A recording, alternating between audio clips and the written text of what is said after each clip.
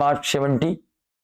अब यहां देखिए पहला इंस्ट्रक्शन क्या है, जनरल इंस्ट्रक्शन दिए गए, इस इंस्ट्रक्शन के अनुसार ही पेपर को हमें सॉल्व करना बेटा। पहला इंस्ट्रक्शन यह रहेगा, the first 15 minutes are allotted to candidate for reading the question paper. 15 minute छात्रों को प्रश्न पत्र पढ़ने के लिए दिए गए हैं। दूसरा इंस्ट्रक्शन है, दूसरा निर्देश क्या है, ऑल क्वेश्चंस आर कंपल्सरी, सभी प्रश्न करने अनिवार्य है। थर्ड जो इंस्ट्रक्शन है, this question paper is divided in 2 parts, part A part B.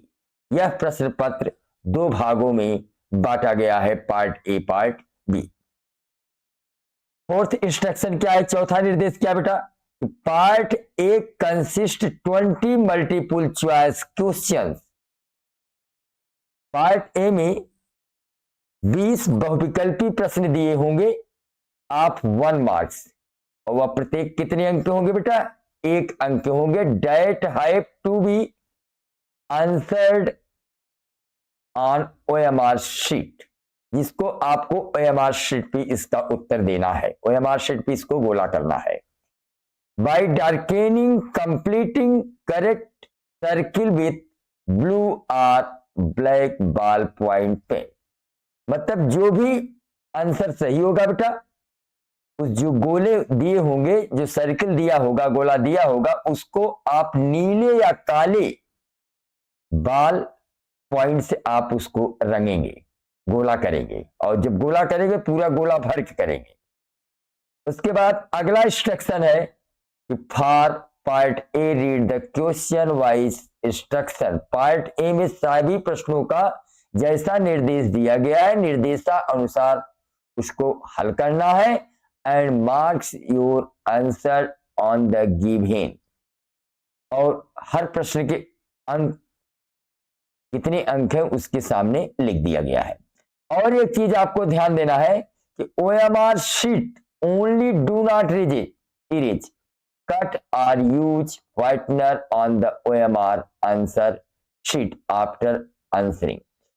आप उत्तर देंगे अगर OMR शीट पे, तो कहीं भी आप उसको काटेंगे नहीं, खुरचेंगे नहीं, और नहीं व्हाइटनर का प्रयोग करेंगे। यानी OMR शीट बिल्कुल साफ सुथरा होना चाहिए। गोला भी अगर एक बार आपने गोला कर दिया तो उसको आप इरेज मत करिए, कट मत करिए, कहीं व्हाइटनर मत लगाइए, पहले पढ़ के ही आप उसको जो है गोला करें। नेक्स्ट है इंस्ट्रक्शन पार्ट बी, यानी जो सेक्शन बी है बेटा, consist descriptive type questions of 50 mark. Part B जो होता है बेटा, उसमें जो प्रश्न दिए गए होते हैं उनका उत्तर आपको लिखना होता है।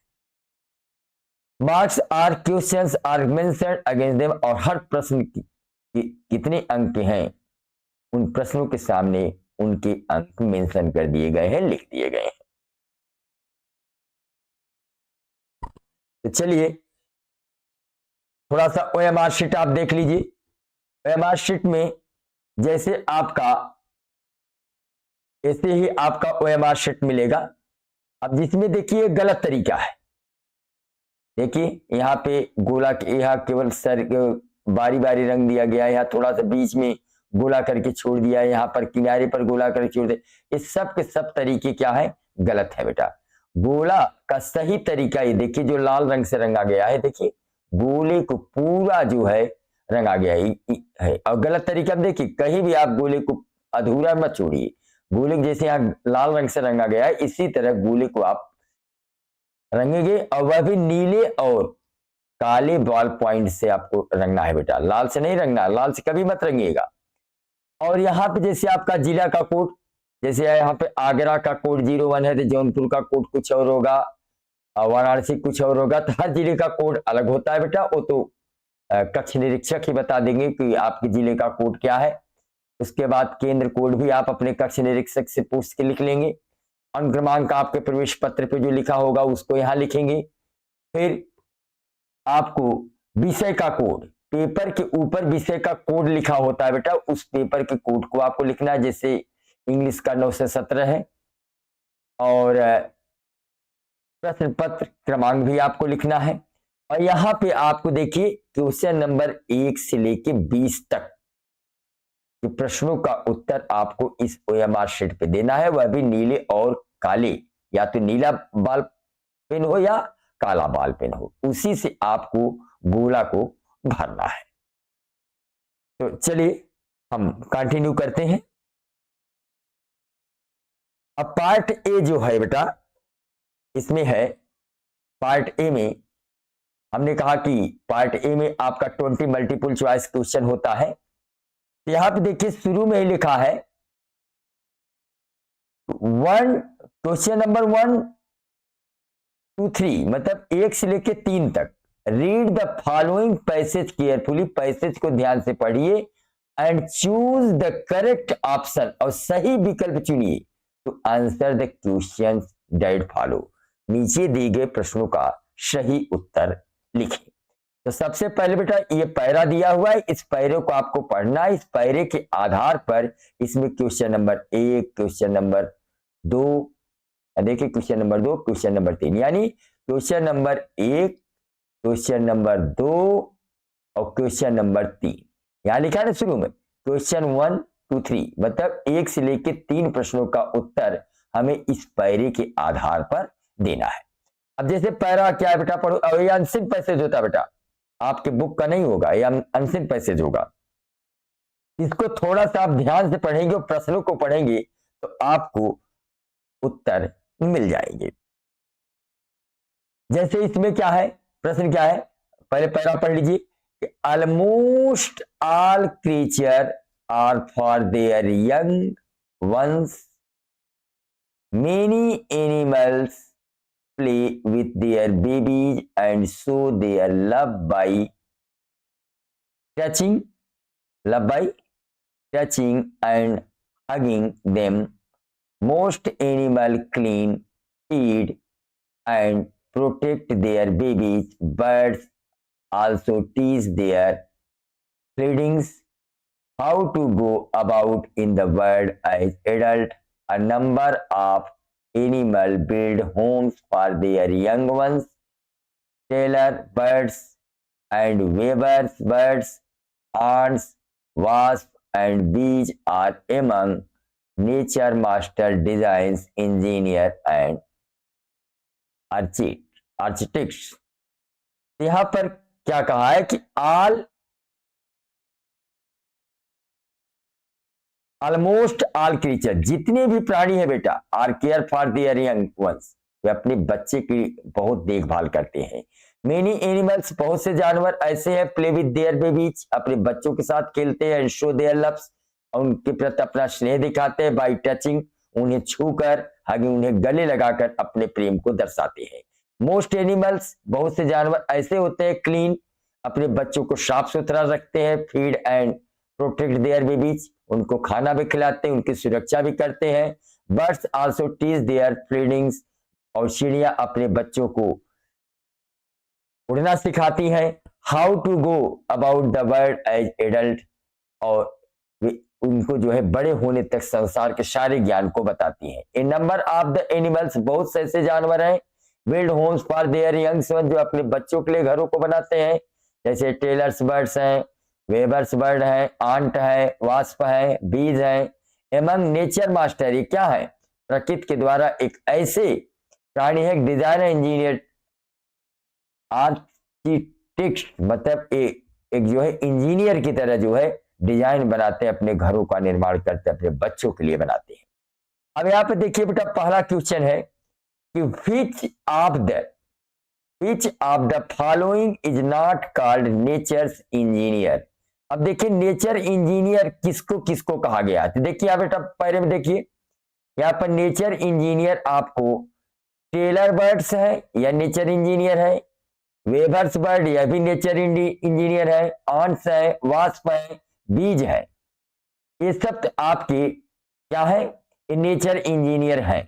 तो जरा देखिए इसमें कौन नेचर इंजीनियर, तो वेब बर्ड्स, यहाँ देखिए वेब बर्ड्स आपका दिया हुआ है, ठीक है, लेकिन यहाँ सवाल में क्या है, which of the following not called nature's engineer, कौन नेचर इंजीनियर नहीं है, उन्हीं का नाम आपको बता रहा था। देखिए वेब बर्ड्स, ये तो नेचर इंजीनियर है ही, यहाँ पे देखिए आपका वेब बर्ड्स है आपका, हाँ वेब बर्ड देख लीजिए यहाँ पे, या ये बर्ड्स आपका है। फिर टेलर बर्ड्स, यहाँ देखिए टेलर बर्ड्स भी है आपका है।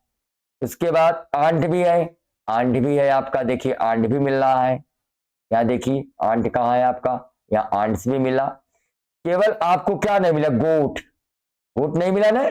गोट देखिए यहाँ पर कहीं भी गोट नहीं दिया है, पैरे में गोट नहीं दिया गया, तो इसीलिए आप कह सकते हैं कि जो nature of the engineer a tailor, ये गोट जो है आपका ये नहीं है, तो ये आपका जो है नेचर इंजीनियर नहीं है। तो आपका ऑप्शन नंबर सी सही है बेटा, ऑप्शन नंबर सी सही है।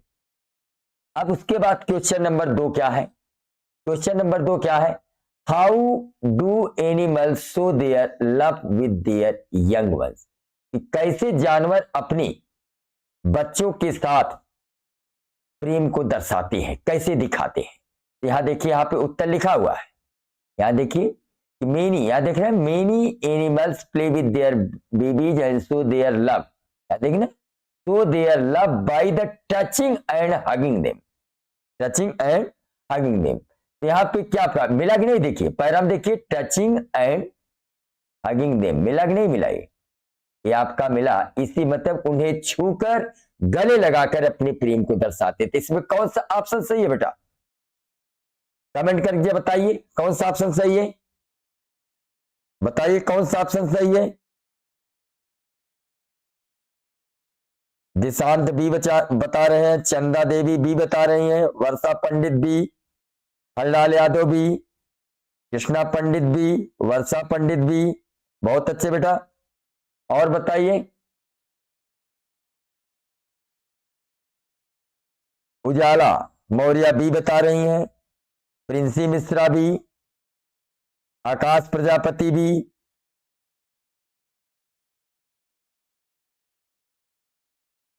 कशिश सिंह बी। चलिए बेटा, तो बिल्कुल सही आपने, ये आपका ऑप्शन नंबर बी ही सही है इसका बेटा।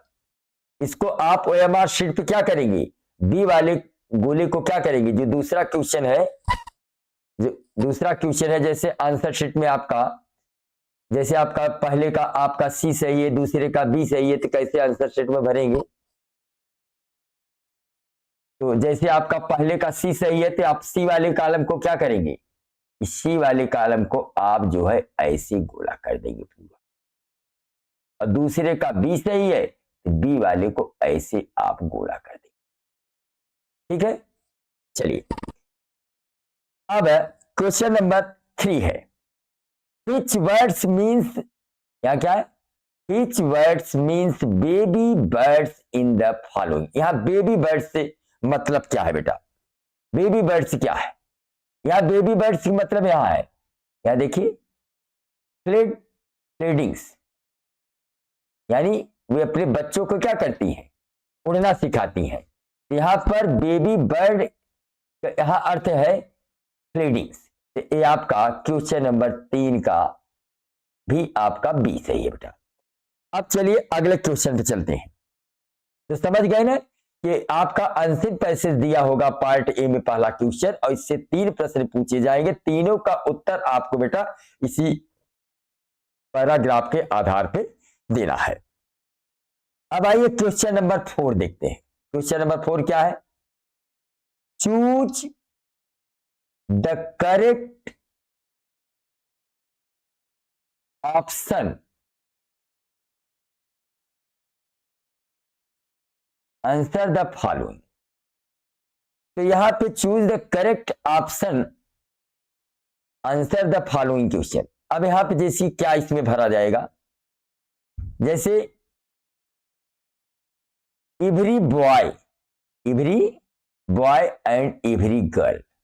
अब यहां पे बीच में क्या भरा जाएगा, आई प्रेजेंटेड भरा जाएगा, आर प्रेजेंटेड भरा जाएगा, हैड प्रेजेंट भरा जाएगा, इज प्रेजेंट भरा जाएगा। बताइए बेटा इसमें क्या भरा जाएगा, बताइए कौन सा ऑप्शन सही है। कृष्णा पंडित डी बता रहे हैं, वर्षा डी बता रही हैं,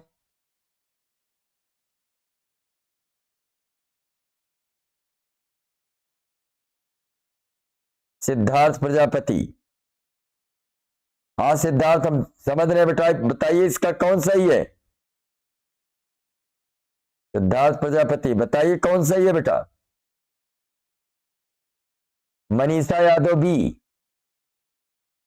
मनीषा यादव बी, मोहम्मद आशिक पायल, अंतिमा मौर्य डी बता रही हैं, मनीषा यादव डी बता रही हैं, चंदा देवी डी बता रही हैं, अनुज बी। चलिए मनीषा यादव डी बता रही हैं। चलिए बेटा, जितने लोगों का डी ऑप्शन सही है, बिल्कुल सही है।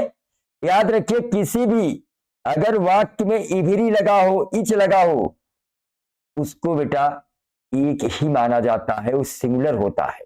यहां बॉय और गर्ल, यहां भले आपके बॉय और गर्ल एंड से जुड़े हैं, लेकिन इनके पहले इभरी लगा हुआ है, इसलिए इनके साथ एक वचन की सहायक क्रिया लगेगी।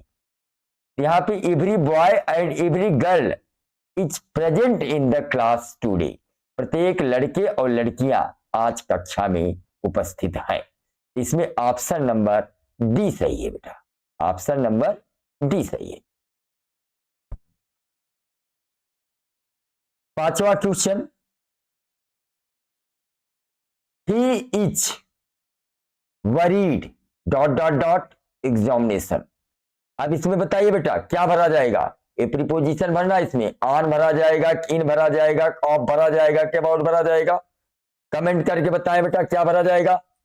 इज वरीड, ऑन भरा जाएगा कि इन भरा जाएगा, ऑफ के अबाउट। कमेंट करके जल्दी से बताएं, समय ज्यादा ना लें। क्या प्रीपोजिशन इसमें भरा जाएगा।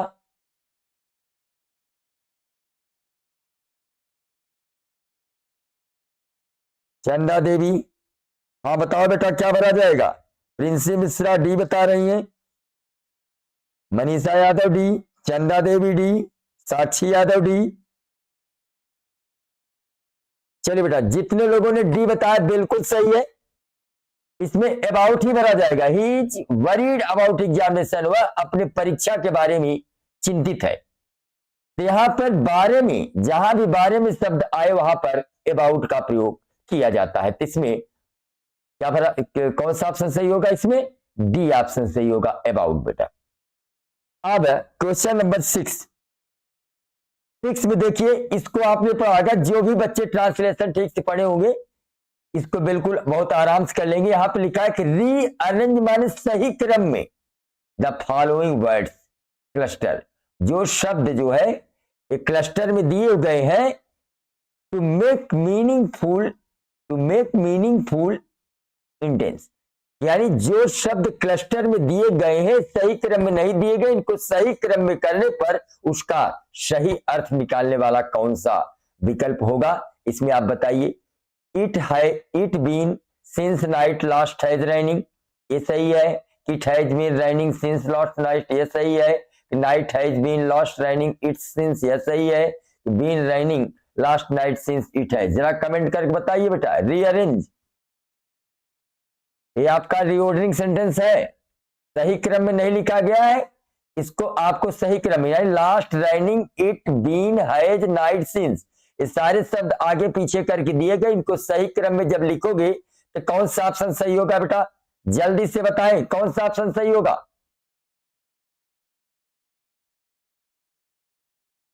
मनीषा यादव भी, वर्षा पंडित भी, मोहम्मद आसिक भी, रौनक सिंह भी, जाटव किंग भी,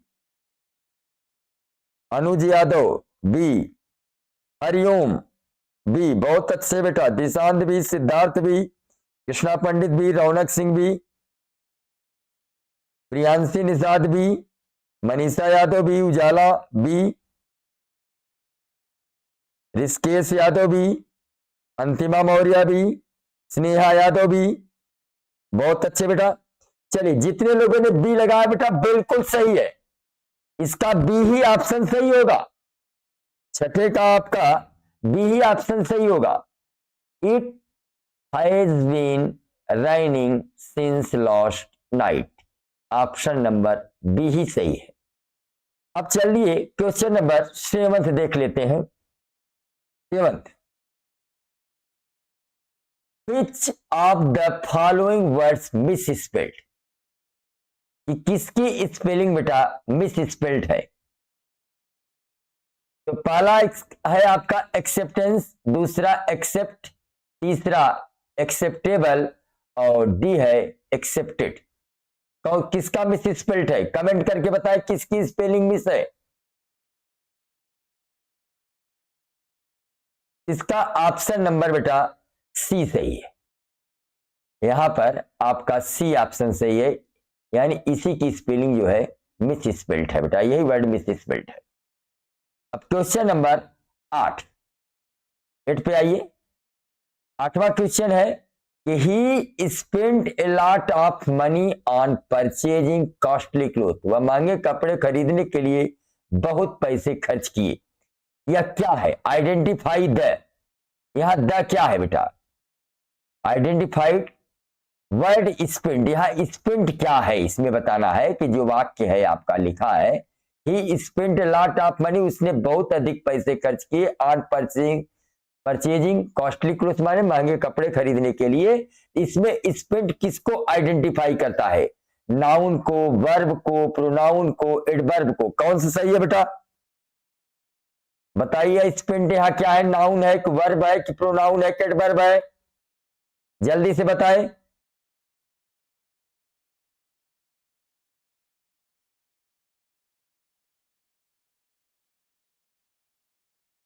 ये बेटा स्पेंड माने खर्च किया, यानी क्रिया है बेटा, वर्ब है। इसका ऑप्शन नंबर क्या है, बी सही है बेटा, ऑप्शन नंबर बी सही है, क्योंकि यहां पर स्पेंड जो खर्च करना है आपकी क्रिया है, वर्ब है। अब नेक्स्ट क्वेश्चन पे आते हैं, क्वेश्चन नंबर 9 to 10 यानी 9वां 10वां प्रश्न। Read the following passage carefully, नीचे पद्यांश को ध्यान से पढ़ें and choose the correct option, answer the question that follow, और उसमें से पूछे गए प्रश्नों का उत्तर दीजिए। अब इसमें पहले तो हम क्वेश्चन पढ़ लेते, पैराग्राफ पढ़ लेते हैं। द रिवर कावेरी, ध्यान से देखिए, पैरा ध्यान से पढ़ेंगे फिर प्रश्न पढ़ेंगे तो उत्तर अपने आप आपको मिल जाएंगे। The river Kaveri obtain its water from hills and forest of Kurg. Mahasir, a large freshwater fish about in these water. Kingfisher dive for their catch, while squirrel and langurs drop partially eaten fruits for the mischief of enjoying splash and the ripple effect in the clear water. Elephant enjoy being bathed and scrubbed in the river by their mouths. अब इसमें देखिए बेटा, कोई ये आपकी किताब का है बेटा, द कुर्ग चैप्टर जो पढ़ाया गया है, कुर्ग चैप्टर में है, उस कुर्ग को मैंने पढ़ा रखा है, जो बच्चे न पढ़ो प्लेलिस्ट पे जाकर देख सकते हैं, हमने कुर्ग चैप्टर की पूरी समरी बिल्कुल बता रखी है।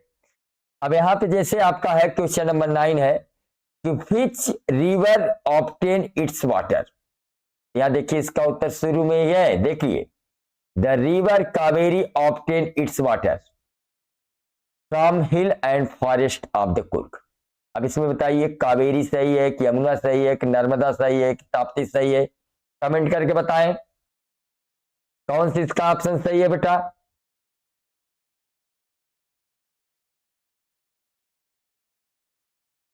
कौन सा ऑप्शन सही है कमेंट करके बताएं।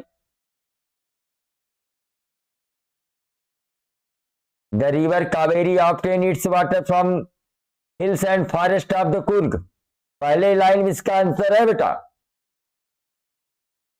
बताइए कौन सा ऑप्शन सही। वर्षा पंडित,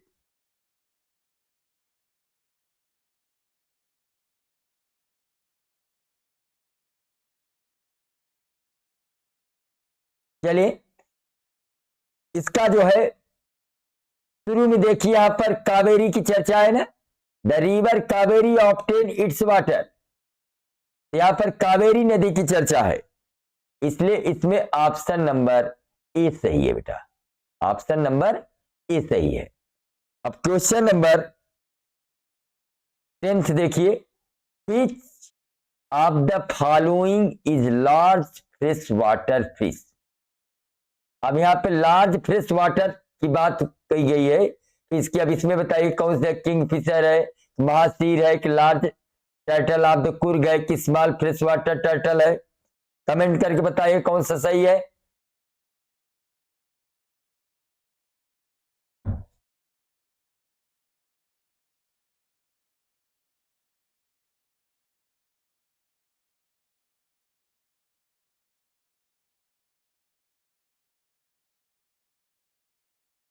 चलिए इसका देखिए सीधा पैराम ध्यान देखिए दीजिए, विच of the following large fresh water fish.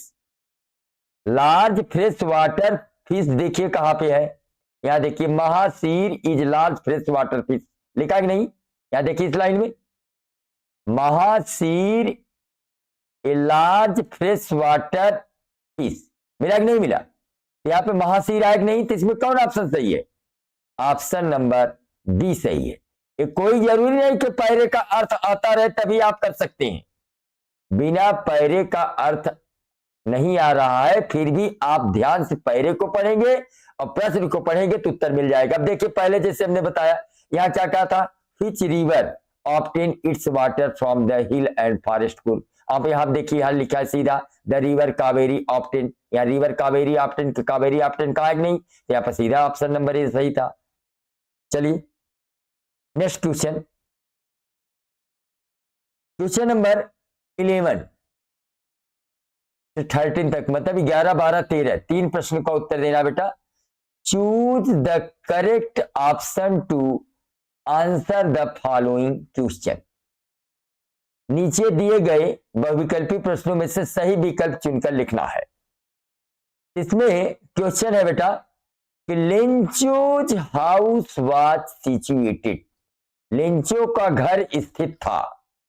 पहला ऑप्शन है in the middle of field, B option है in the corner of the garden, C option on the top of low hill in the valley और D option है on the top of the high hill. बताइए कौन सा option सही है, comment करके बताएं बेटा। पहले चैप्टर का है,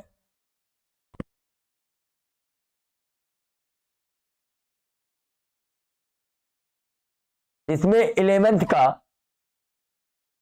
देखिए सी ऑप्शन सही है। उसका घर जो है पहाड़ी के सबसे निचले वाले भाग पर स्थित था।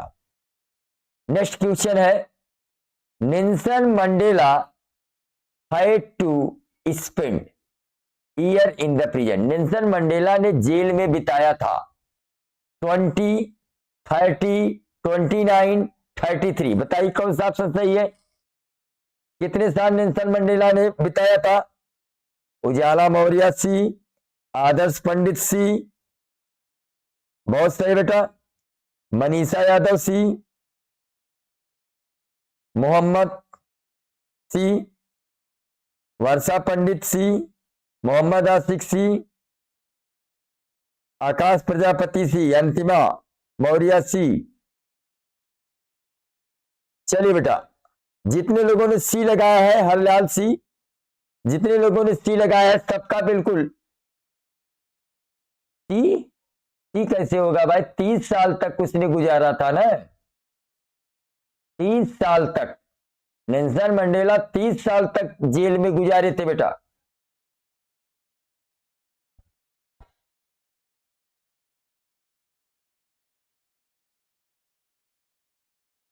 थर्टी 30 साल तक, 29 कैसे होगा, 30 साल तक 30 इयर्स।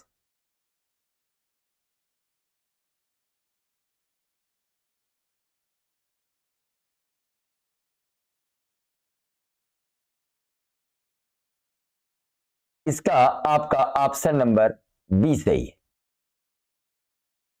30 इयर्स। नेक्स्ट क्वेश्चन है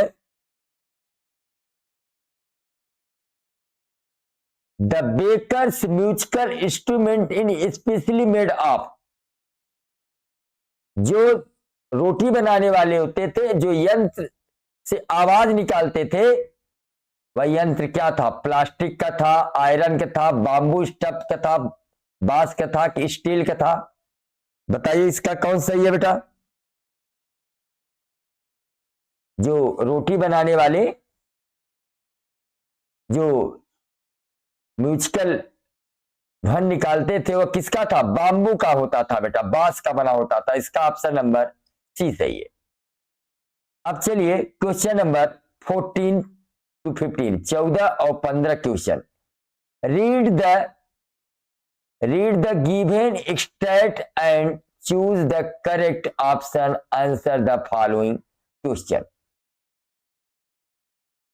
अभी आपका स्ट्रेंजा दिया हुआ है, जैसे I am an orphan roaming the street, I pattern of dust with my hasted bare feet, the silence golden, the freedom is sweet. याद है ना चैप्टर किसका है? कि काश मैं अनाथ होती, मैं स्वतंत्र रूप से गलियों में टहलती और मैं धूल पर अपने पैरों से आकृति बनाती और शांत स्वतंत्रता का अनुभव करती, मीठा आभास करती। याद है कौन सा चैप्टर है? अमंडा। अब इसमें क्वेश्चन पूछे गए हैं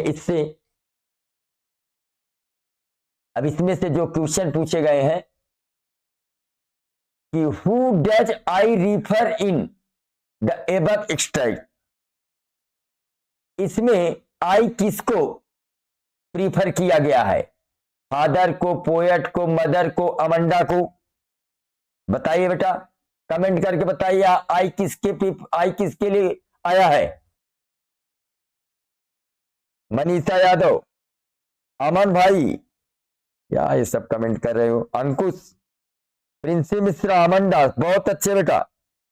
जाटव सी बता रहे हैं, आदर्श पंडित, मनीषा यादव डी बता रही हैं, Manisha Yadav D, Dishant C, Antima Maurya D, Krishna Pandit D, Princy D, Manisha Yadav D, Chanda D, Harlal Yadav अमंडा। शाबाश बेटा, जितने लोगों ने अमंडा लगाया है बिल्कुल सही है। यहां पर आई किसके लिए आया है? अमंडा के लिए आया है। तो आपका क्वेश्चन 14 का ऑप्शन नंबर डी सही है बेटा। अगला क्वेश्चन है, विच वर्ड, कौन सा शब्द, which word is the opposite of restriction in the extract. ये जो रिस्ट्रिक्शन है इसका अपोजिट पूछा है बेटा, इसका अपोजिट पूछा है। रिस्ट्रिक्शन का अर्थ होता है कि किसी की स्वतंत्रता को हनन कर लेना, स्वतंत्रता कह लीजिए। इसका जो है अपोजिट क्या होगा बताइए? आर्फन होगा, पैटर्न होगा, फ्रीडम होगा, हसेड होगा, कौन सही होगा? 15 का बताइए कौन सही होगा? चलिए इसका ऑप्शन नंबर बेटा सी सही होगा। अगला क्वेश्चन है, क्योंकि रेस्ट्रिक्शन का अपोजिट क्या होगा? फ्रीडम। अब 16 to 20, 16, 17, 18, 19, 20 4 क्वेश्चन का आंसर आपको choose the correct option to answer the following question. आपको बहुविकल्पी प्रश्नों का उत्तर देना 16 से लेकर 20 तक। अब जैसे इसमें एक क्वेश्चन है, which of the following is are true with reference to the story A Triumph of Surgery. Mrs. Pumphrey was a poor lady. Tricky suffered because of overeating. Tricky was a very active dog. James Harriet was veterinary surgeon. इसमें कहा है which of the following each are true, कौन से इसमें सत्य है, कौन कौन सत्य है आपको बताना है। अब इसमें पहला क्या है कि Mrs Pumphrey was poor lady, श्रीमती पंफ्रे पुअर लेडी थी, गरीब महिला थी। दूसरा है Tricki suffered because over eating, Tricki अत्यधिक खाने से उसको दिक्कत थी। Tricki was very active dog, Tricki बहुत ही एक्टिव डॉग था। James Herriot was veterinary surgeon, James Herriot एक पशु डॉक्टर थे। अब इसमें कौन सा ट्रू है बताइए, कौन कौन ट्रू है बताइए। इसमें पहला ऑप्शन है ओनली ए, बी वाला ऑप्शन है ओनली 2 and 4, केवल दूसरा और चौथा सही है,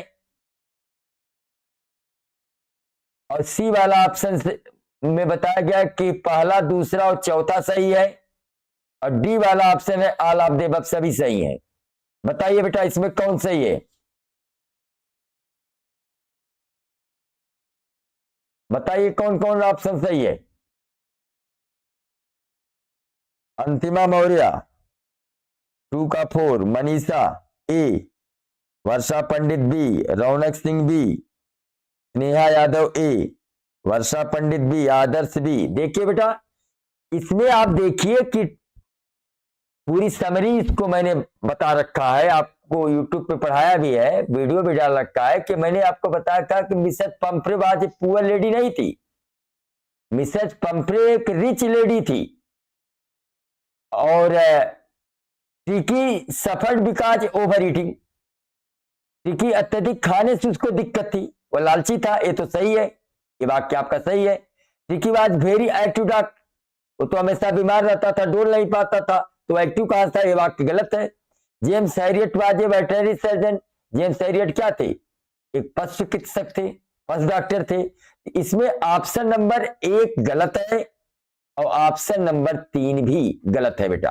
तो इसमें केवल ट्रू वाला पूछा है, तो ट्रू वाला केवल आपका दूसरा है। ट्रू वाला कौन सही है, कौन कौन सही है ट्रू वाले में देखिए, tricky suffered because of over eating, यह वाक्य सही है, ये दूसरा सही है। और James Herriot was a veterinary surgeon, James Harriet क्या थे, पशु डॉक्टर थे, चौथा, यानी दूसरा और चौथा ऑप्शन ये आपका ट्रू है। तो दूसरा चौथा किस में मिल रहा है, तो दूसरा चौथा आपको बी वाले में मिल रहा है, इसलिए इसका ऑप्शन नंबर बी सही होगा।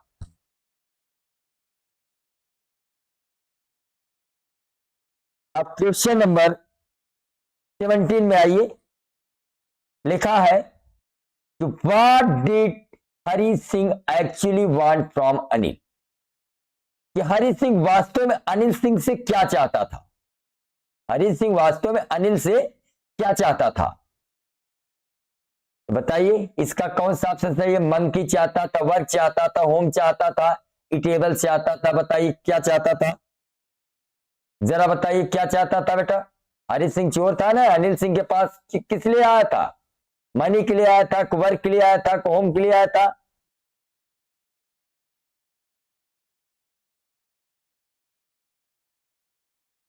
मनीषा ये बता रही है, वर्षा भी बता रहे, मनीषा यादव ए,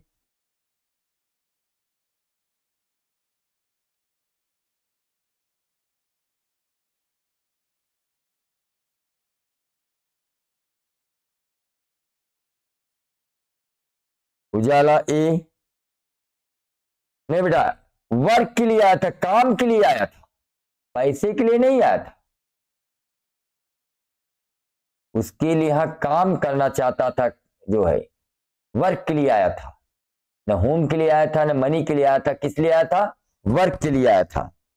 आपका 17वां का बी सही होगा बेटा, कौन सही होगा, बी सही होगा। अगला क्वेश्चन है कि what does Horace Denby like to collect, Horace Denby क्या कलेक्ट करना पसंद करता था, जेल को, बुक को, कीच को, पेंटिंग को, बताइए कौन सा ऑप्शन सही है। होरेस डेनबी क्या कलेक्ट करता था, किस चीज का शौकीन था होरेस डेनबी,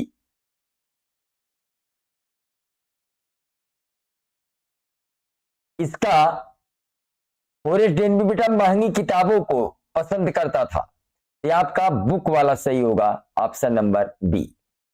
नेक्स्ट क्वेश्चन है what was the age of Phooli when Mangla was married, जब भोली की शादी हुई थी उस समय what was the age of Bholi, sorry, Bholi की उम्र कितनी थी।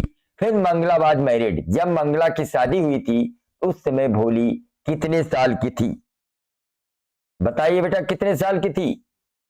5 years old, 7 years old, 10 years old, 20 years old। तो बेटा उस समय उसकी उम्र 7 साल थी, 7 years old। कितना? 7 years old। अब 20 20वां क्वेश्चन है, I want to know what you have been doing to my chairs upstair. मैं जानना चाहती हूं तुम मेरी कुर्सी पर बैठकर क्या कर रहे हो। हु सेड, किसने कहा। दिस स्टेटमेंट, इस कथन को किसने कहा। द फुटप्रिंट्स विदाउट फीट जो चैप्टर है, इस चैप्टर में यह बात किसने कही। साइंटिस्ट ने कही, लैंडलॉर्ड ने कही, मिसेस हॉल ने कहा, कांस्टेबल ने कहा। बताइए कौन सा ऑप्शन सही है। सिद्धार्थ, मिसेस पंफ्रे का नो बेटा, चंदा देवी बी, कशिश सिंह बी, स्नेहा यादव बी, कृष्णा पंडित बी, अनुज यादव बी, आकांक्षा, रौनक सिंह बी, वर्षा पंडित बी। चलिए बहुत अच्छे बेटा, जितने लोगों ने जो लगा रखा है कि आई वांट टू नो, मैं यह जानना चाहती हूं कि आई वांट टू नो, मैं जानना चाहता हूं what you have been doing in my chair, तुम मेरी कुर्सियों पर क्या कर रहे हो। ऐसा यह वाक्य किसने पूछा था। मिसेस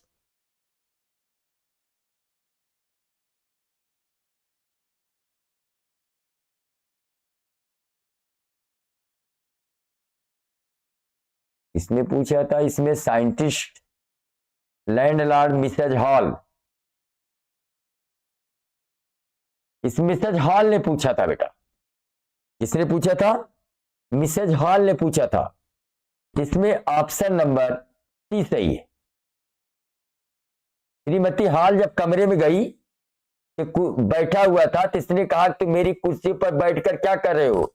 यह कुर्सी मेरी माँ की है, यही कुर्सी मेरे खिलाफ खड़ी हो गई थी। इसी कुर्सी को ढकेल, कुर्सी से वो साइंटिस्ट ढकेल कर श्रीमती हॉल को बाहर कर दिया था।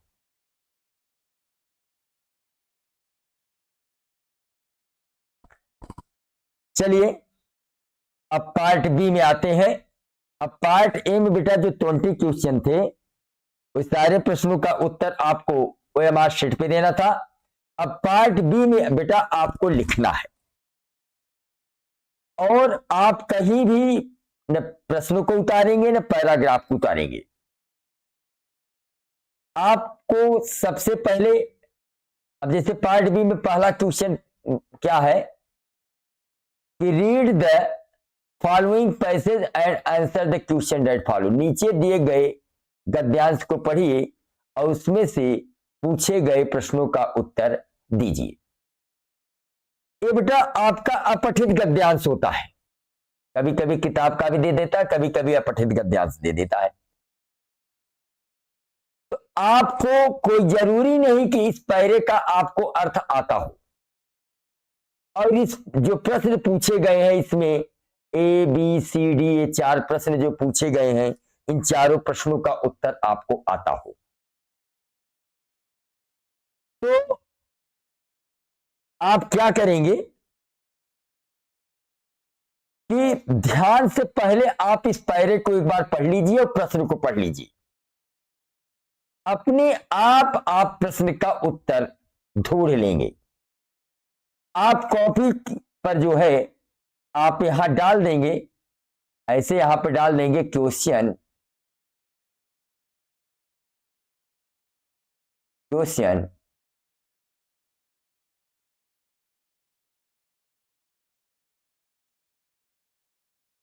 आंसर 1, क्वेश्चन आंसर 1 डाल के, अब यहां पर जैसे ए है तो यहां पर सीधा आंसर ए डालें।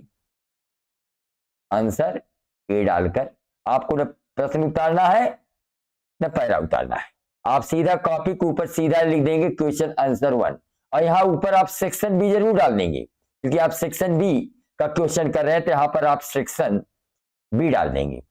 अब यहाँ पे देखिए, सबसे पहले आप पहले पैरा को पढ़ लीजिए, ध्यान से पैरा को पढ़िए, प्रश्न को पढ़िए, खुद आप आंसर आप ढूंढ लेंगे। अब मैं आपको बहुत आसान ट्रिक बता रहा हूं, कोई जरूरी नहीं कि इस पैरे का हमें अर्थ पूरा आता हो या इस प्रश्न का अर्थ आता हो, फिर भी आप इसका आंसर आसानी से दे सकते हो। कैसे देंगे?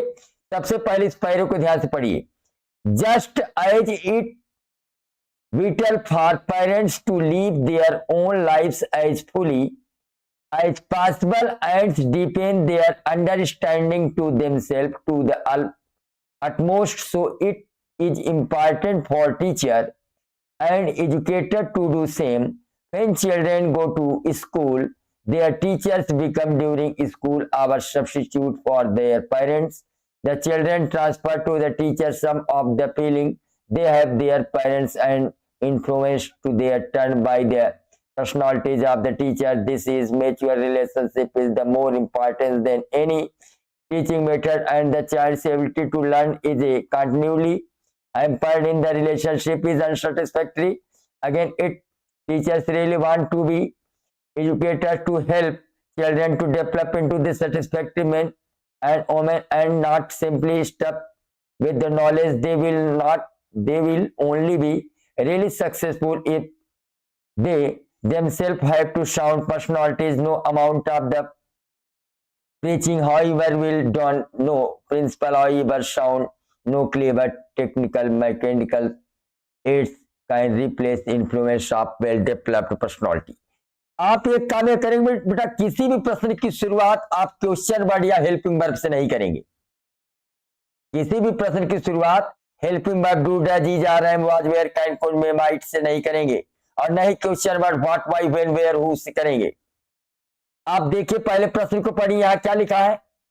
What is importance of teachers and educators. आप देखिए importance of teacher and educators के विषय में, यानी यहाँ पर टीचर एजुकेटर्स के विषय में कुछ इंपॉर्टेंट चीजें पूछी गई हैं। तो आप इस पर देखिए कहां पर इंपॉर्टेंट टीचर एंड एजुकेटर में आपको मिल रहा है।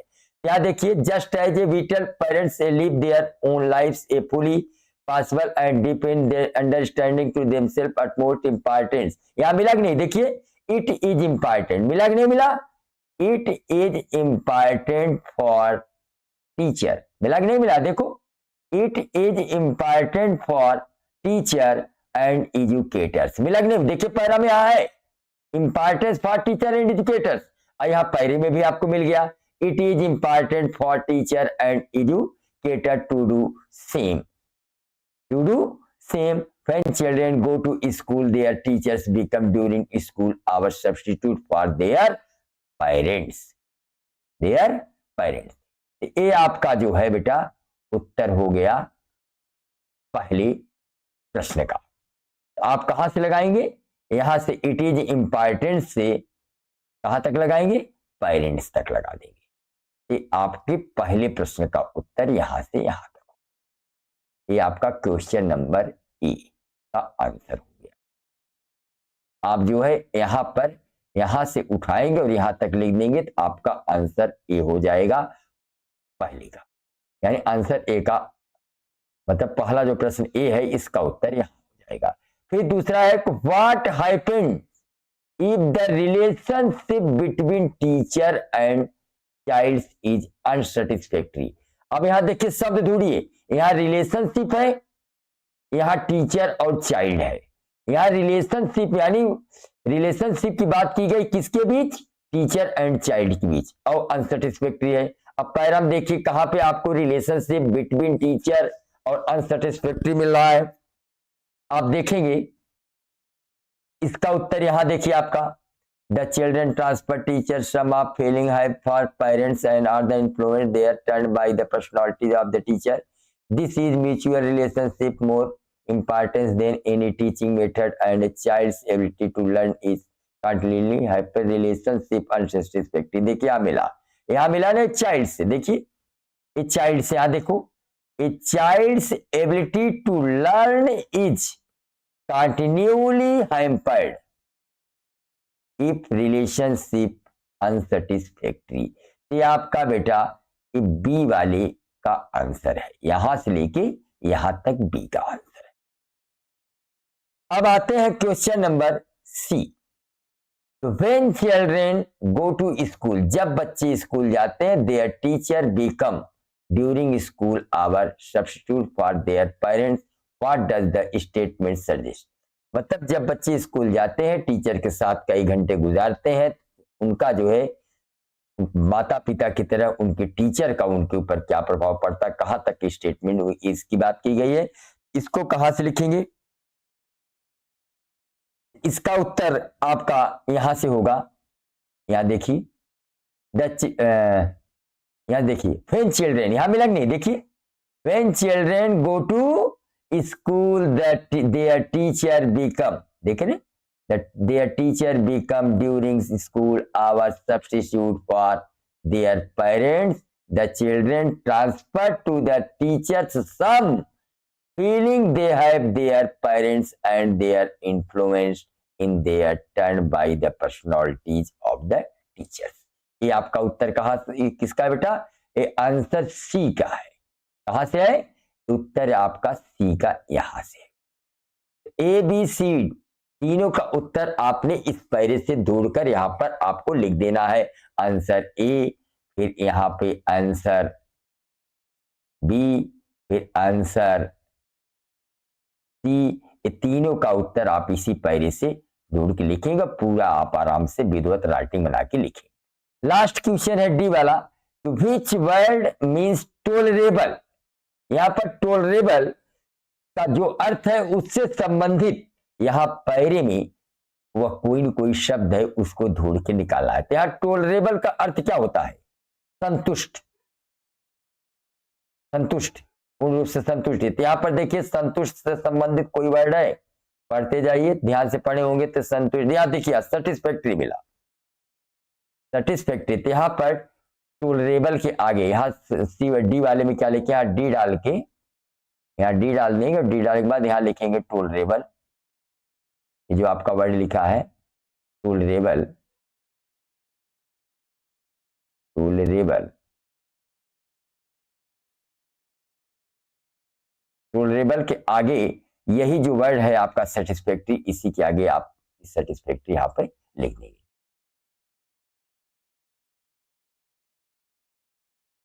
अब आइए क्वेश्चन नंबर 2। क्वेश्चन नंबर 2 है बेटा आपका एप्लीकेशन जो आता है, जैसे यहां पे है यू आर अंकिता या अंकित फ्रॉम कानपुर। मान लीजिए आप अंकिता है, अंकित है, कानपुर के रहने वाले हैं। Your friend has invited you to spend, आपके मित्र ने आपको आमंत्रित किया है। योर हॉलीडे विथ हर, मतलब आपको लिखना है पत्र। तो पर्सनल लेटर है, और ये देखिए आर लिखा है, अथवा ऑफिसी लेटर, चाहे पर्सनल लेटर कहिए चाहे ऑफिसी लेटर के। जैसे यू आर रोहित, मान लीजिए आप रोहित हैं या रेनू है, प्रयागराज से हैं। Write application to the librarian of your school, आपको अपने स्कूल के लाइब्रेरियन को एक पत्र लिखना है, एप्लीकेशन लिखना है। To purchase some new English dictionary, कुछ अंग्रेजी की डिक्शनरी खरीदने के लिए आपको पत्र लिखना है, तो आप उसको ऐसे लिखेंगे। जैसे आप यहाँ पहले क्या लिखेंगे, पता लिखेंगे, टू द लाइब्रेरियन स्कूल। अब यहाँ पर स्कूल का नाम आप लिख सकते हैं, ऐसे भी आप यहाँ लिख दीजिए, ऐसे टू लिखेंगे, टू लाइब्रेरियन स्कूल का यहाँ कोई भी नाम लिख दीजिए। जैसे मान लीजिए आप लिख देंगे कोई भी विद्यालय के नाम लिख दें, जैसे एमआरपी स्कूल प्रयागराज आपने लिख दिया। To the librarian MRP school Prayagraj. अब आपको विषय जैसे उस पर लिखना था, डिक्शनरी खरीदने के लिए, तो सब्जेक्ट में क्या लिखेंगे, request for purchase of English dictionary, मतलब अंग्रेजी की डिक्शनरी खरीदने के लिए रिक्वेस्ट करना है। अब आप लिखेंगे रिस्पेक्टेड सर और मैडम, कुछ भी लिख दीजिए, चाहे सर लिखिए चाहे मैडम, दो सही। I would like to request you, मैं आपसे प्रार्थना करता हूँ, you kindly purchase some new English dictionary for the school library, school library के लिए नई डिक्शनरी की आवश्यकता है। एक्साइटिंग डिक्शनरी और द इन्फ्लुएंस एंड आउटडेटेड, और जो डिक्शनरी है पुरानी हो गई है, कुछ नई डिक्शनरी चाहिए। New dictionary will help student improve vocabulary and the language skill, और नई डिक्शनरी से छात्रों के अंदर क्या होगा, उनकी शब्द भंडार में सुधार होगा, उनकी भाषा में सुधार होगा। उसके बाद थैंक यू लिखने के बाद फिर यहाँ आप डाल देंगे बेटा, डेट डाल देंगे, जैसे कोई भी डेट है आज के, जैसे कोई मान लीजिए आप लीजिए 21 फरवरी, आप यहाँ डाल देंगे फरवरी 2026, और यहाँ पर आप लिख देंगे योर फेथफुली या योर ओबिडेंटली, कुछ भी आप लिख देंगे, योर फेथफुली, योर फेथफुली। और यहाँ बेटा कोई अपना नाम पता नहीं लिखेंगे, केवल आप XYZ लिख देंगे, बस ये एप्लीकेशन हो गया। फिर इसके बाद नेक्स्ट क्वेश्चन है आपका थर्ड है, right a paragraph in about 80 to 100 words in importance of outdoor game. आपको आउटडोर गेम के विषय में आपको निबंध लिखना है। इसके कुछ यहाँ पे पॉइंट दे रखा है, games on the basis of the point given. नीचे आपको जैसे importance of outdoor game, outdoor game का महत्व क्या है, क्यों इंपॉर्टेंस है, या सम आउटडोर गेम्स, उनका कुछ सम आउटडोर गेम का नाम लिखना है, उनसे बेनिफिट क्या है, इसका प्रभाव क्या है जीवन पर। आप क्या करेंगे, आप यहां पहले निबंध लिखने के लिए आप घबराए न, केवल आप जो यहाँ पे पॉइंट दिया है इसी पॉइंट को आप हेडिंग बना डालो बेटा। जैसे इंपॉर्टेंस ऑफ आउटडोर गेम, आप तो अगर लिखना चाहे तो आप लिख सकते हैं, प्रस्तावना में आप इंट्रोडक्शन आप अलग से डाल सकते हैं कि आउटडोर को गेम होता है। जैसे आउटडोर गेम में क्या है, क्रिकेट है, फुटबॉल है, कबड्डी है, टेनिस है, ये सब क्या है, आउटडोर गेम है। और आउटडोर गेम क्या है, आजकल बच्चे क्या है, आप इंट्रोडक्शन लिख सकते, आजकल बच्चे क्या है, आजकल बच्चे ज्यादातर मोबाइल पे ध्यान देते हैं, मोबाइल पर गेम खेलते रहते हैं, रील देखते रहते हैं, कंप्यूटर से लगे रहते हैं, तो इनका जो है शारीरिक और मानसिक विकास नहीं हो पाता। ऐसे में आउटडोर गेम बहुत ही जरूरी है, और आउटडोर गेम से ही व्यक्ति के मानसिक और शारीरिक, बच्चों का मानसिक और शारीरिक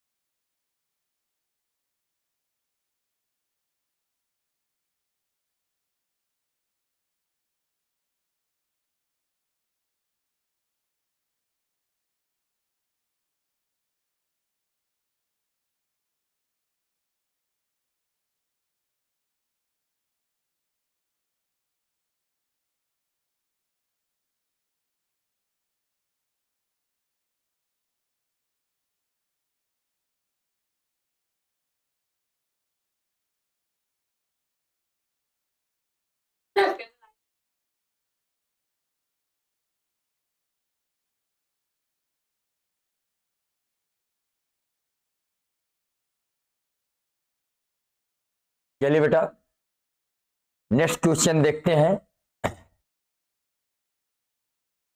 लिखा है change the following into indirect speech. आपका एक डायरेक्ट दिया हुआ है, इसको इनडायरेक्ट में चेंज करना है। जैसे यहां लिखा है ही सेड, उसने कहा it has been raining since morning। अब डायरेक्ट है, इसको इनडायरेक्ट में चेंज करना है, तो डायरेक्ट से इनडायरेक्ट, ये आपका असे टू सेंस। सबसे पहले आप देखिए डबल इन्वर्टेड कामा के अंदर क्या लिखा है, it has been raining since morning. यहां पर सुबह से बारिश हो रही है, यहां पर बारिश होने की सूचना मिली थी। जिस वाक्य से किसी कार्य घटना के होने या न होने की सूचना प्राप्त हो उसे असर्टिव सेंटेंस कहा जाता है। असर्टिव सेंटेंस के वाक्यों को डायरेक्ट से इनडायरेक्ट में बदलने का रूल क्या होता है, सेट को, अगर सेट के बाद ऑब्जेक्ट दिया है तो सेट टू को हटाने पर टोल लगा देते हैं सेट टू को टेल्स में, और सेट टू को टेल में बदल देते हैं। अगर ऑब्जेक्ट न दिया हो तो सेट को बदलने की कोई आवश्यकता नहीं है। और कामा इन्वर्टेड कामा हटने पर क्या लगता है बेटा, डायरेक्ट लगता है। इसको जब इनडायरेक्ट चेंज करेंगे तो क्या हो जाएगा, ई सेट तो ज्यों का त्यों रहेगा,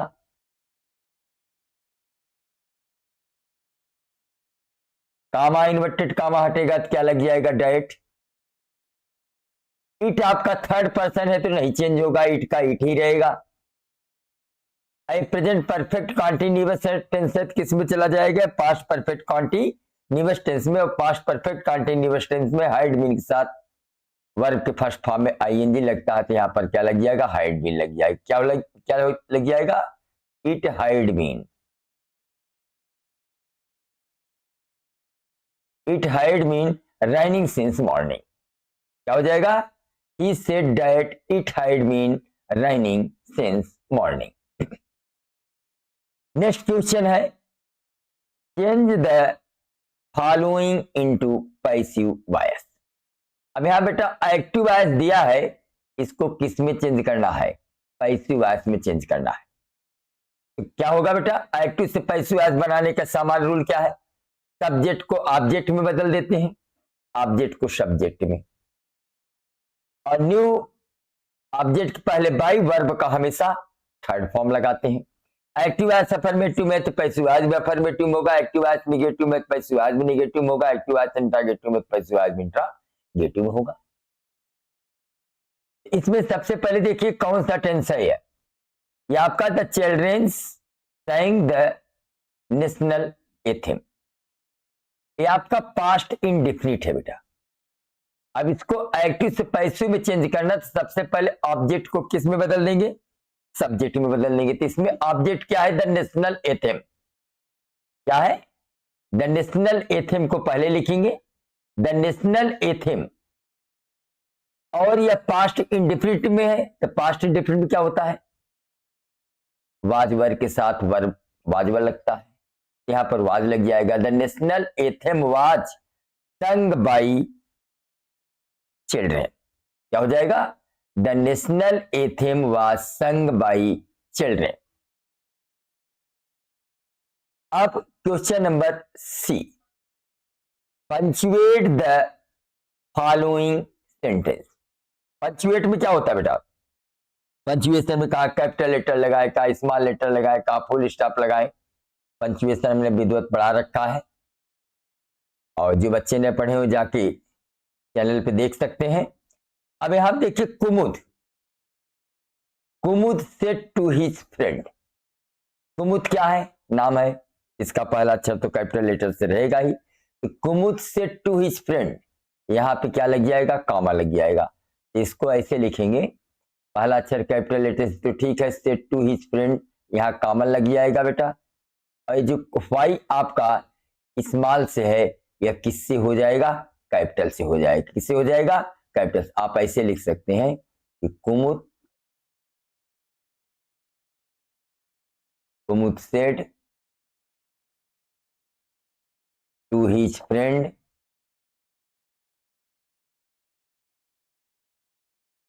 उसके बाद कामा इन्वर्टेड कामा लगाएंगे। उसके बाद ये आपका वाई जो स्मॉल से है, यह किससे हो जाएगा बेटा, कैपिटल से हो जाएगा। Why had you not come to school study. और चूंकि वाक्य की शुरुआत वाई से है, इसलिए लास्ट में क्वेश्चन मार्क भी लगेगा, और इन्वर्टेड कामा से इसे क्लोज कर देंगे। तो समझ गए ना। तो कुमुद सेड टू हिज फ्रेंड, यहाँ कामा लग जाएगा, फिर इन्वर्टेड कामा लग जाएगा, वाई कैपिटल से हो जाएगा, had you not come to school study, और लास्ट में क्वेश्चन मार्क लगा के इन्वर्टेड कामा को क्लोज कर देंगे, तो ये आपका पंचुएट हो जाएगा। अब क्वेश्चन नंबर 14 का 4 का जो है आपका डी वाला क्या है, लिखा है translate the following into English, कि आपको हिंदी में दिया है, इसको इंग्लिश में चेंज करना है। जैसे आप है कि वृक्ष हमारे देश की अमूल्य निधि है, पहले इतने करोगे, the trees are the priceless wealth of our country. फिर वृक्ष हमें केवल ईंधन व फल ही नहीं देते, बल्कि हमें इमारती लकड़ी भी देते हैं। तब इतने क्या होगा, trees are not only give us fuel and fruits but also provide timber. Timber means इमारती लकड़ी। वृक्ष वायु प्रदूषण को रोकते हैं, वृक्ष क्या करते हैं, वायु प्रदूषण को रोकते हैं।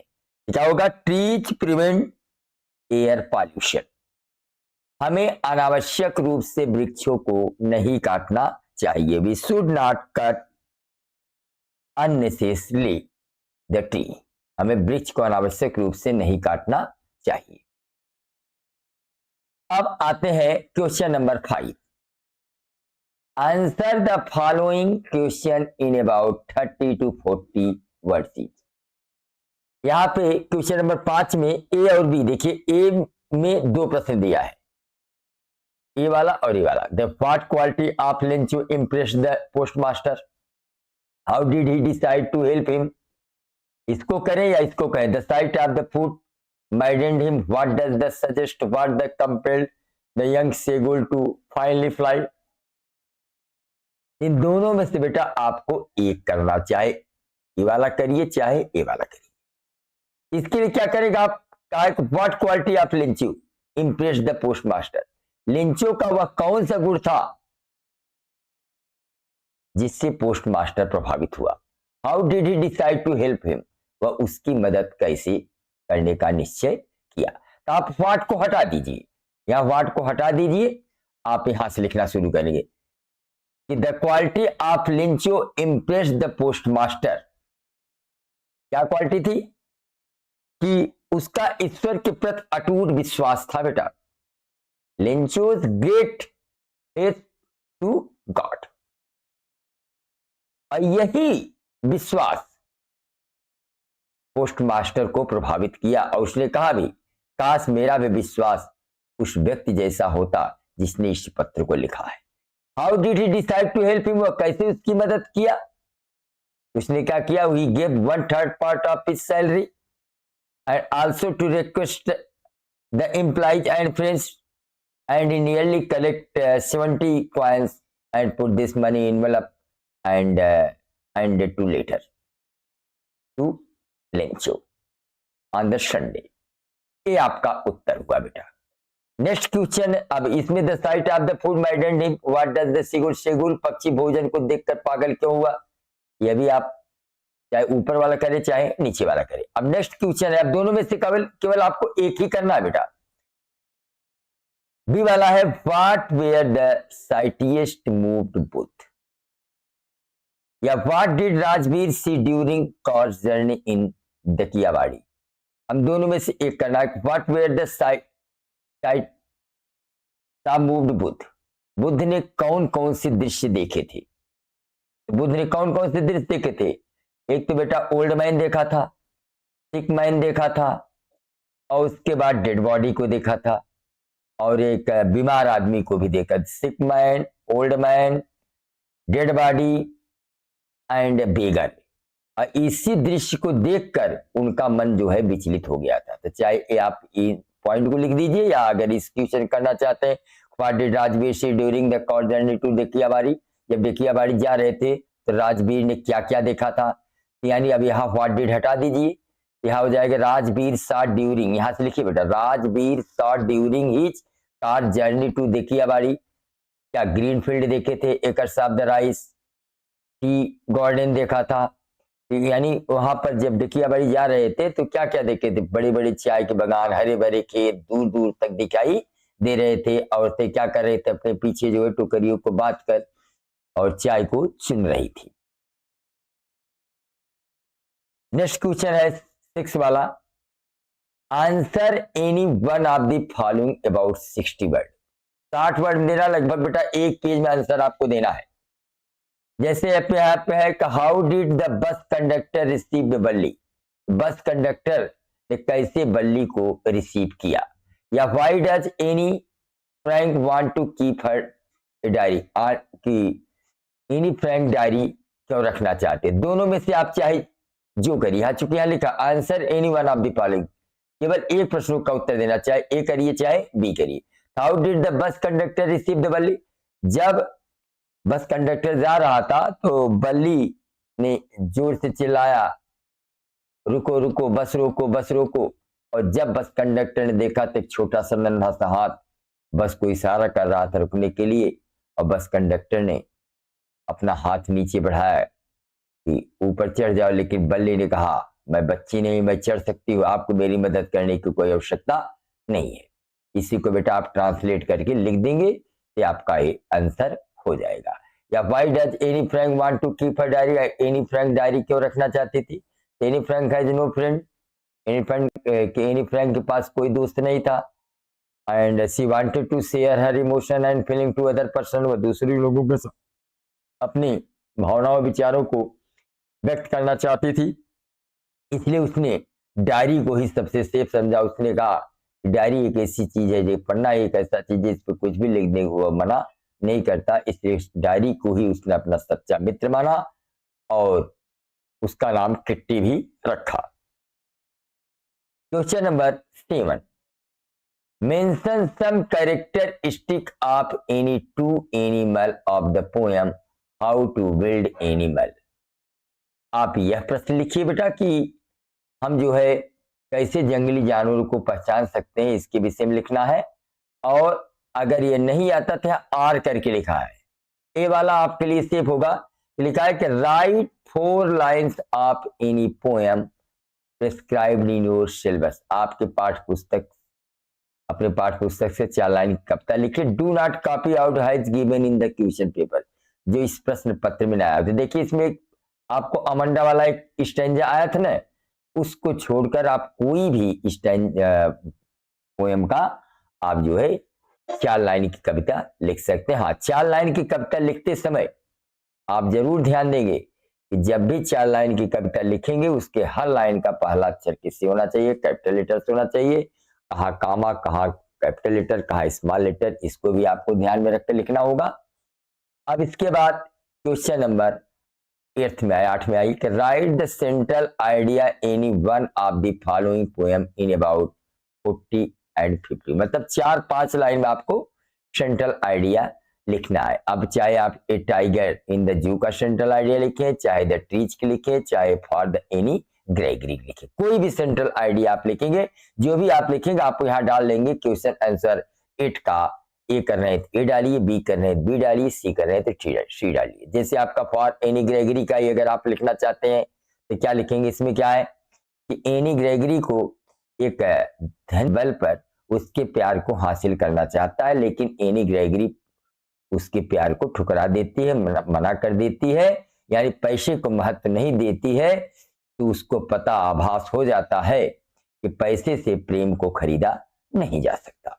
यानी a rich person wanted to love of Annie Gregory by force of the money, but Annie Gregory who was refuse, लेकिन एनी ग्रेगरी ने क्या किया, इनकार कर दिया। So the man fools feels that any person cannot purchase the love by the money. Next question number 9 है आपका, answer any one of the following about 30 to 40।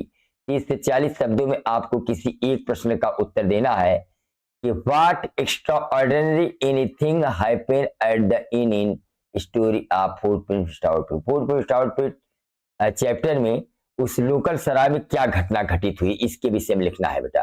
तो हाँ, वो असाधारण घटना यह घटित हुई थी कि जब श्रीमती हाल जो है कमरे में गई तो आदमी जो वैज्ञानिक था दृश्य रूप से कमरे में था और वह गुस्सा में आ जाता है और कुर्सियां जीवित हो जाती हैं, टोपी उछलती है, जाकर श्रीमती हाल के चेहरे से टकराती है, कुर्सी ढकेल कर श्रीमती हाल उनके पति को बाहर कर देती है। ये आपका एक्स्ट्राऑर्डिनरी घटना थी। और भी पादरी के साथ घटना हुई थी, जो उसने पैसे खर्च के लिए रखे थे, वह पैसा भी चुरा लिया था। तो आप इसमें लिख देंगे। The extraordinary happened in local inn when Mr. Hall, who was entered into the room, and the scientist who was available, who was in the room mysteriously, and Mr. Hall entered into the room, he pushed to Mr. Hall and her husband out of the door. Next question है आपका, mention any two characteristic of Asbel and different of Max। अब चूंकि दोनों में से बेटा आपको एक ही करना था, चाहे ए करे चाहे बी करे। नेक्स्ट क्वेश्चन है, लास्ट क्वेश्चन है, answer any one of the following in about 60 word. Long question है बेटा। इसमें है, if you get in opportunity to work like a Richard a bright in project of the experiment which field you would like to work on why. कि अगर मान लीजिए आपको अवसर मिल जाए रिचर्ड ए ब्राइट वैज्ञानिक की तरह आपको प्रयोग करने का अवसर मिल जाए, तो आप उसको कैसे पसंद करेंगे, क्यों। अगर ये नहीं आता तो नीचे भी आपका एक आप दिया है, describe the central character of the story necklace in detail. Necklace कहानी की तो आपको डिटेल में लिखना है कि नेकलेस में क्या था। अगर आपको नेकलेस के विषय में सेंट्रल कैरेक्टर आपको लिखना है, तो नेकलेस में एक महिला है जिसका नाम मटिल्डा है और इनकी शादी एक सामान्य कलर से हो जाती है और इनके सामान्य कलर से होने पर और यह खुश नहीं रहती है और इसे एक पार्टी में जाना होता है। अपनी सहेली श्रीमती फॉरेस्टर से यह नेकलेस उधार लेती है और नेकलेस खो जाता है और इस नेकलेस को वापस करने के लिए उसे 10 साल लग जाते हैं और वह हार को असली समझकर कि वह हार असली है, वह जाकर दुकान से एक असली हार खरीदती है 36,000 फ्रैंक में और ले जाकर उसे वह अपनी दोस्त मिसेस फॉरेस्टियर को वापस कर देती है। एक दिन श्रीमती फॉरेस्टियर जब मटिल्डा से मिलती हैं तो मटिल्डा बताती हैं कि आज उसकी जो दशा है वह उसी हार के कारण है जो उसके हाथ से उसने उधार लिया था। तब श्रीमती फॉरेस्टर कहती हैं ऐसा कुछ भी नहीं है, वो हार तो 500 रुपए का तो बहुत सस्ता, तो असली नहीं था। तब पता चलता है कि मटिल्डा को कि एक नकली हार के लिए उसे कितना जो है जिल्लतों का सामना करना पड़ा। तो इस पाठ से शिक्षा मिलती है कभी भी किसी को बनावटी जीवन नहीं जीना चाहिए, दिखावा नहीं करना चाहिए। इसी को आप अंग्रेजी में बेटा छोटे छोटे वाक्यों में बना के ट्रांसलेट कर देंगे तो ये आपका लॉन्ग क्वेश्चन हो जाएगा। चलिए आपका हमने पहला मॉडल पेपर आपको बता दिया। अगर इस मॉडल